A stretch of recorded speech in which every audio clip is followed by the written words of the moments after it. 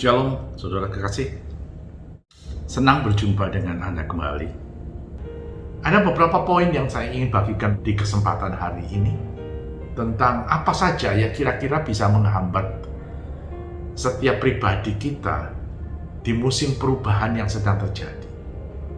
Saudara, hati-hati, saya ingatkan. Tanpa kita sadari, kalau kita tidak masuk di dalam musim perubahannya Tuhan, kita akan menjadi pribadi yang tertinggal. Karena itu, mari kita simak beberapa poin yang saya ingin bagikan kepada saudara melalui firman-Nya di kesempatan hari ini.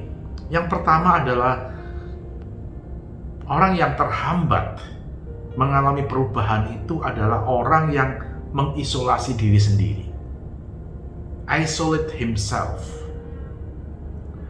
Amsal 18 ayat pertama berkata, orang yang menyendiri mencari keinginannya, amarahnya meledak terhadap setiap pertimbangan.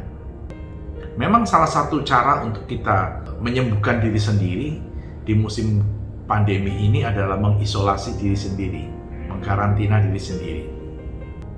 Tetapi hari-hari ini, banyak orang-orang atau pribadi yang juga mengisolasi diri sendiri dari segala atau menutup diri sendiri dari segala hal-hal yang berkaitan dengan keadaan perubahan ini sendiri.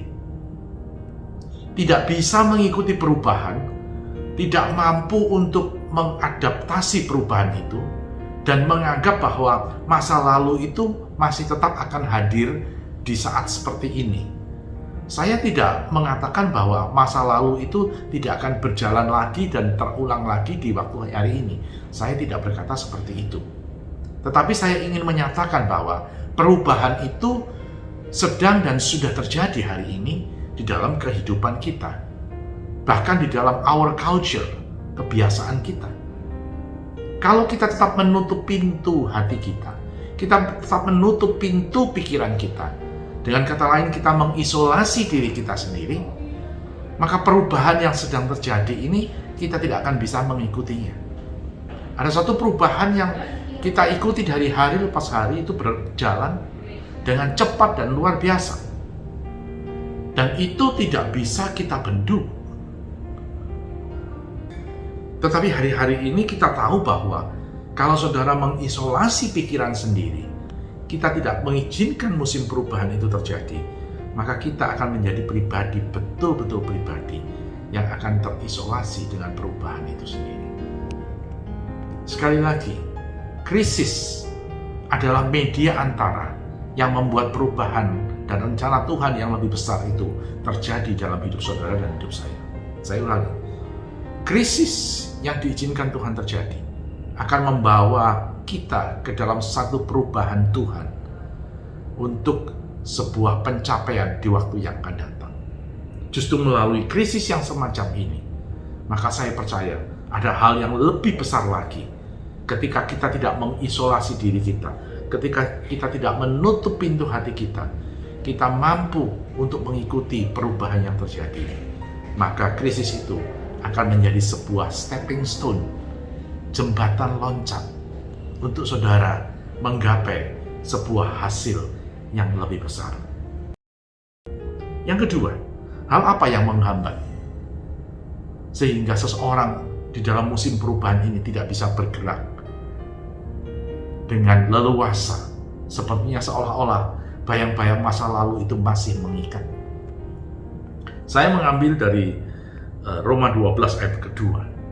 Salah satu penghambat yang paling besar adalah immaturity, ketidakdewasaan. Roma 12 ayat 2 berkata demikian, janganlah kamu menjadi serupa dengan dunia, tapi berubahlah oleh pembaharuan budimu, sehingga kamu dapat membedakan manakah kehendak Allah, apa yang baik, yang berkenan kepada Allah, dan yang sempurna. Saya percaya bahwa ketika kita mengalami perubahan itu sendiri, pikiran kita juga diubahkan. Karena firman Tuhan melalui Rasul Paulus yang ditulis dalam Roma 12 ayat 2 berkata, dalam terjemahan The Message Bible dikatakan, unlike the culture around you always dragging you down to its level of immaturity. Maka kultur atau budaya yang di sekitar kita, lama atau kebiasaan di sekitar kita akan selalu menarik kita turun to its level of immaturity. Jadi ketidakdewasaan kita ini bukan karena sikap daripada kita sendiri, tetapi karena saudara atau kita semuanya lebih memperhatikan apa yang ada di luar dibanding dengan apa yang harus saudara lakukan. Jadi penghambat yang paling utama adalah penolakan terhadap perubahan itu sendiri adalah ketidakdewasaan.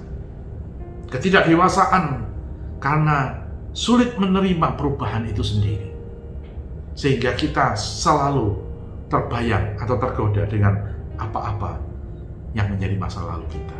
Saudara kasih, dan poin yang ketiga, yang terakhir adalah ketika penghambat yang utama yang terbesar, ketika kita berpikir bahwa di musim seperti ini adalah akhir dari segalanya, kita sudah sampai di tujuan akhir.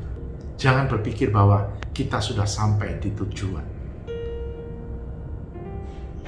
Tapi mari kita lupakan yang di belakang. Kita arahkan pandangan kita ke depan. Karena justru di sanalah sebenarnya panggilan yang sebenarnya, panggilan surgawi itu ada di hadapan kita. Perubahan-perubahan yang terjadi akan membawa saudara dan saya. Kita akan melihat bahwa kita belum sampai pada tujuan. Ada sebuah tujuan yang lebih besar lagi di waktu yang akan datang bagi saudara dan bagi saya. Saya percaya segala perubahan ini akan mendatangkan kemuliaan bagi Yesus Kristus Tuhan. Kiranya apa yang saya sampaikan hari ini boleh menjadi satu reminder buat saudara semuanya bahwa kita sedang menatap kepada sebuah tatanan yang baru di dalam kehidupan ini. Dan ketika kita bersandar dengan sumber daripada segala buku, yaitu Alkitab sebagai buku yang relevan dalam kehidupan, maka tidak ada seorang pun yang tertinggal, tidak ada seorang pun yang terisolasi dan diam, tidak ada seorang pun yang tidak dewasa, dan tidak ada seorang pun yang berpikir bahwa ini adalah akhir dari segalanya. Tapi sebaliknya, kita akan melihat sinar terang kemuliaan Tuhan akan jauh lebih dahsyat, jauh lebih besar, dan jauh lebih mulia daripada hari ini. Amin. Tuhan Yesus memberkati.